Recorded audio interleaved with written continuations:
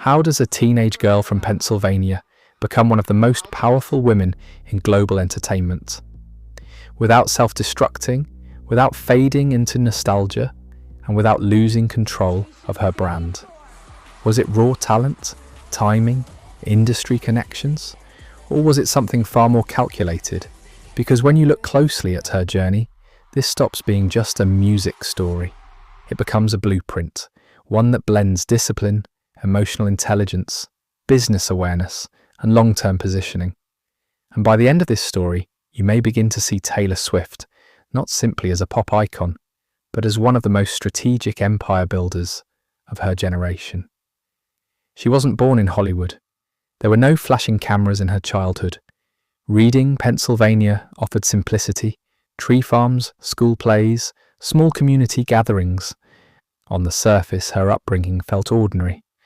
But there was something different beneath that calm exterior. Clarity. By age 11, she wasn't just singing along to songs on the radio. She was studying structure, studying melody, writing her own lyrics, performing anywhere that would allow her to stand in front of a microphone.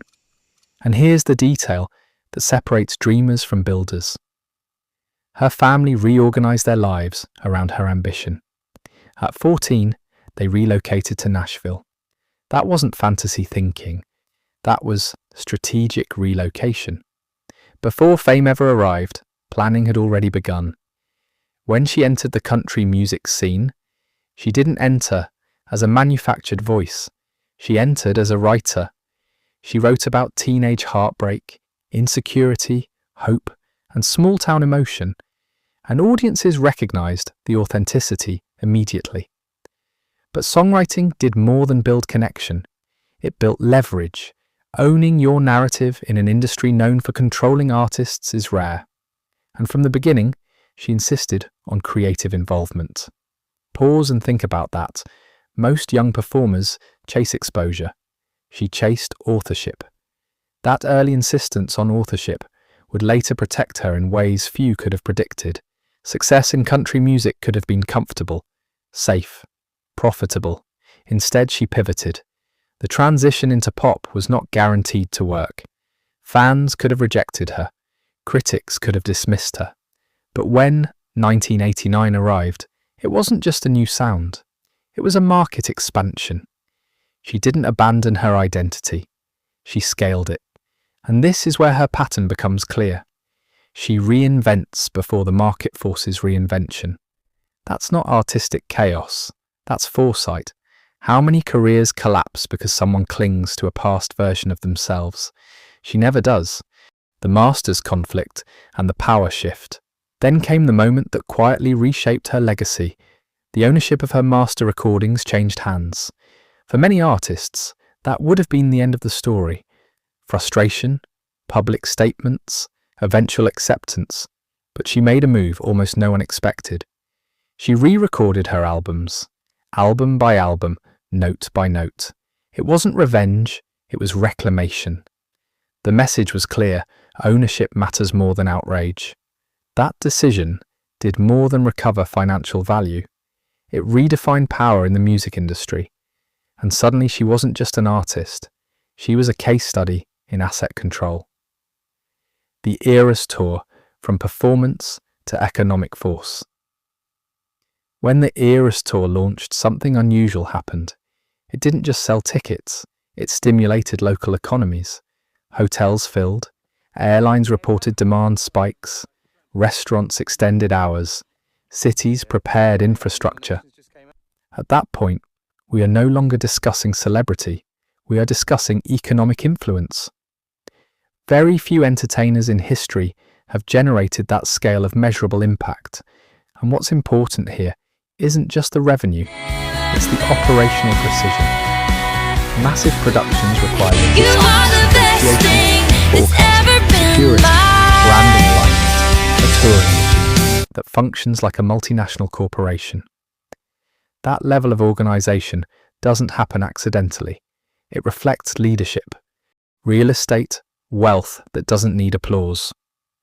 Her properties stretch across major American cities: Nashville, New York, Rhode Island, Los Angeles. The combined value exceeds 9 figures, But here's what stands out. There is no daily spectacle, no constant mansion tours, no obsession with public display. Her acquisitions appear intentional. Privacy, long-term appreciation, security positioning.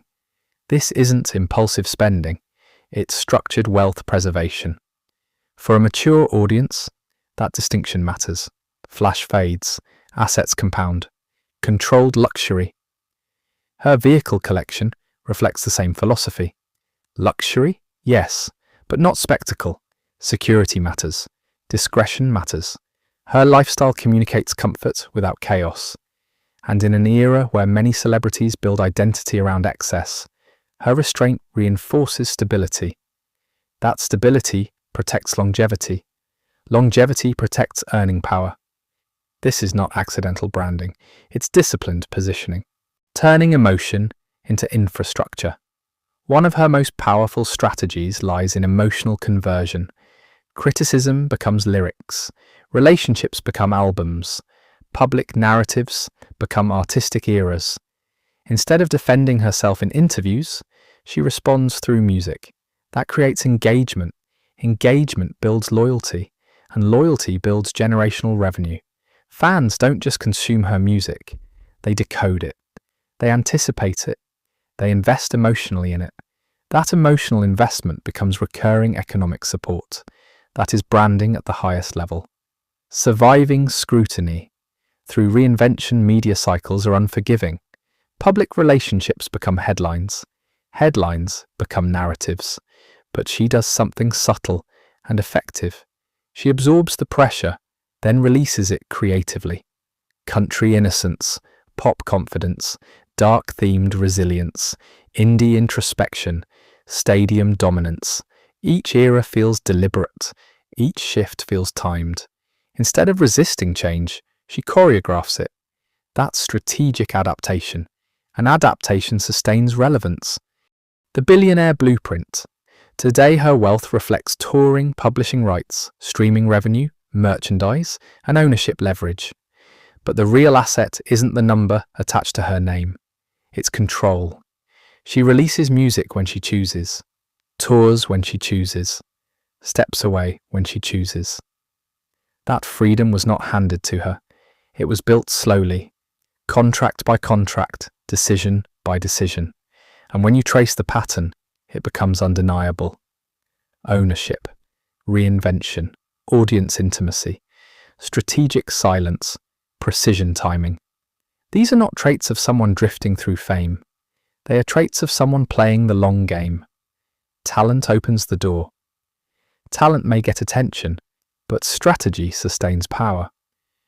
Her story is not just about songs or stadiums. It's about thinking decades ahead, protecting assets, expanding identity, and understanding that public approval is temporary, but ownership is permanent.